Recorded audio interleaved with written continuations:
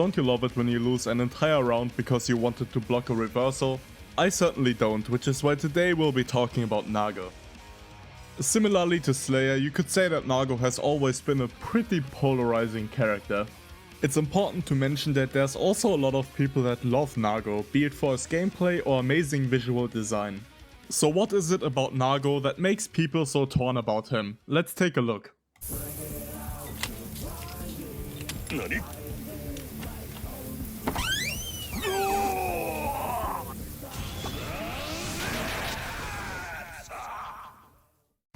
In my defense, the door said vampires only. Since I'm pretty much stuck here, we might as well use this opportunity to talk about an important difference between Slayer and Nago. Nago has been a part of the cast since the very release of Strive. Unlike Slayer, he had a lot of time to get balance and design adjustments to make playing against him a lot more engaging. His long patch history plays a huge role in why people feel about Nago the way they do, so let's take a look at that first before we check out the gameplay. Frame data buff on 5S and 5H. There you go.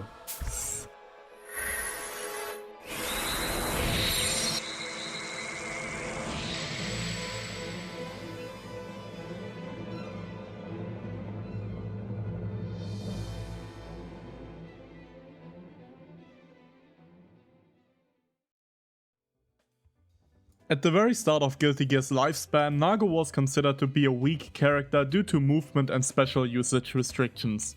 But players would soon find out that if you work around those restrictions, this character is an absolute monster. He had access to cracked specials, insane normals, massive damage, high health and suffocating pressure. Of course, a character with that many strengths was inevitably going to get nerfed, right? Yes, kind of. After the minor buffs at the start of Strive's lifespan, Nago has been slightly nerfed almost every patch. These nerfs usually came with small quality of life adjustments, reworks or even straight up buffs to make sure he remains viable. You'd think that if Axis is dead set on nerfing Nago, he would surely get weaker and slowly move his way out of the meta. After all, he has been consistently placing in the top 3 of most professional tier lists for a while now. Unfortunately, these adjustments never really hit the spot. Throughout all of the patches, Nago has consistently remained top tier and most players agree on this. This is also reflected in his tournament results. He's never been overwhelmingly abundant, but he's always been present. There's a lot of reasons why Nago has been able to consistently stay at the top, but in my opinion it mainly comes down to 2 things. Axis is afraid to give him actual straight nerfs and loves to overcompensate for these adjustments, making him end up in a very similar spot as pre-patch. The weird part about this is that this is usually not the case with other characters. It's not like Axis struggles with actually swinging the nerf hammer. You could even say sometimes they swing it a little too hard. I miss you, Zato, please come back. This brings me to my second point. Axis loves Nago. This is more of a meme, but when you actually check out the nerfs Nago gets compared to the rest of the cast, it's really suspicious how carefully Axis treats this character. In my opinion, this is a great approach for changing characters, as long as they're not overly broken and in need of immediate changes. I just wish Axis would keep this agenda somewhat consistent for other parts of the cast.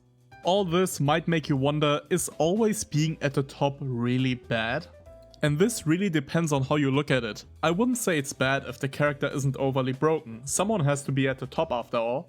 I would even go as far as saying this is the case for Nago. I don't think he's a broken character at all.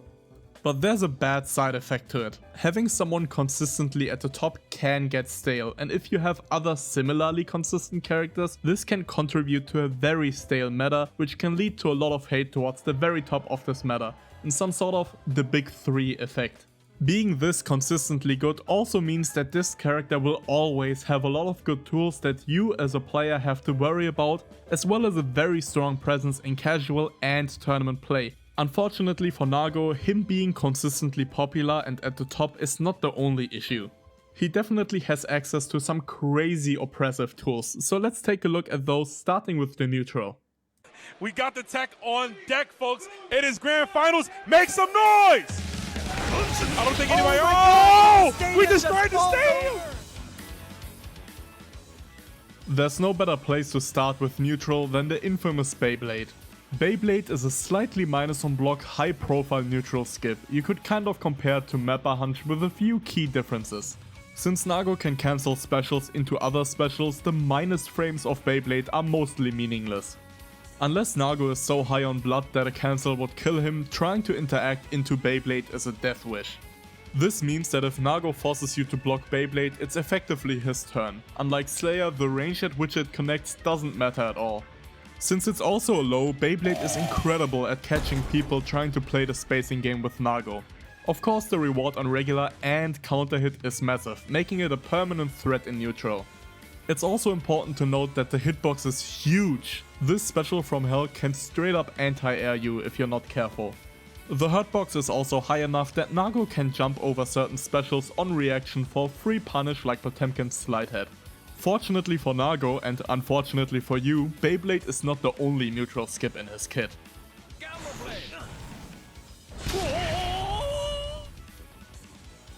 Clone is a very plus on block full screen projectile with very strong priority. This means that if it connects with another projectile, it will probably nullify it with a few exceptions like supers. Since it's a projectile, it's also a massive disjoint, but unlike Chip's clone or Asuka's cubes, you can't hit Nago's clone to stop it, so the only way to avoid it is being outside of its range altogether. Don't forget that Nago can still cancel his specials. This allows him to cancel clone into Fukio to instantly close the gap and benefit from the massive plus frames pretty much anywhere on screen. Just like with Beyblade, blocking clone means that Nago gets to start his turn. Unlike Beyblade, clone is plus 5 without any further blood investment, so if you block it, you should get ready to hold some mix. Of course, clone also leads into fast slash on hit, even full screen via Fukio, so if he beats a projectile via clone, he gets massive corner carry and an insane knockdown. These two tools alone already sound like they'd completely break the concept of neutral, and they totally would if it wasn't for the infamous blood gauge. The blood gauge is the only reason Nago wasn't able to solve the Guilty Gear equation. If it wasn't for this gauge, he would turn this game into a strong Chianta contender in an instant. For those who don't know, every time Nago uses a special, his blood gauge increases. If it reaches its limit, Nago will enter a state known as Blood Rage. Due to the strong health cost as well as an incredibly punishing animation for entering Blood Rage, this is essentially a loss condition for Nago. Making sure this meter never gets full is your biggest priority when playing Nago, except for a few specific setups. To manage this meter, Nago can use his slash and heavy slash normals, which reduce the blood slightly on block and considerably on hit. Alternatively, he can use his command grab, also known as Bite, to instantly reset this gauge if he lands it. So that's right there is the balancing factor that keeps him in check. He has incredibly busted specials but has to resort to his normals if he overuses them. That's why the normals are balanced, in a way where being restricted to them is a bad thing, right? Hell no. Nago has incredibly strong normals, allowing him to play a very strong neutral game even without blood usage. His 5k is essentially a fast slash with 5k frame data, his fast slash is a broken wrecker that leads into incredibly easy and strong pressure, and his H buttons are straight up Sona material. And we can't forget the anti-air close slash and one of the best footsie checks in the entire game. The slash and heavy slash normals also get better the more blood Nago has, so the more you need to depend on these, the better they get. So now we know that Nago has incredibly strong neutral, but neutral is not everything in this game, so let's take a look at what Nago gets for winning neutral.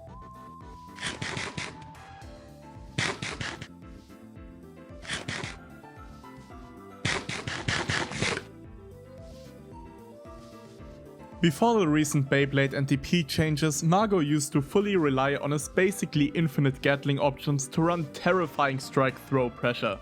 Since Nago can cancel into massive starters and forced resets at pretty much any point in his pressure, including after specials due to the special cancels, trying to take your turn back feels like playing Russian roulette.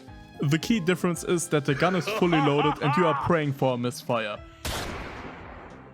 The more blood Nago has, the harder it gets for him to actually threaten frame traps without putting his life on the line, but the threat is always there.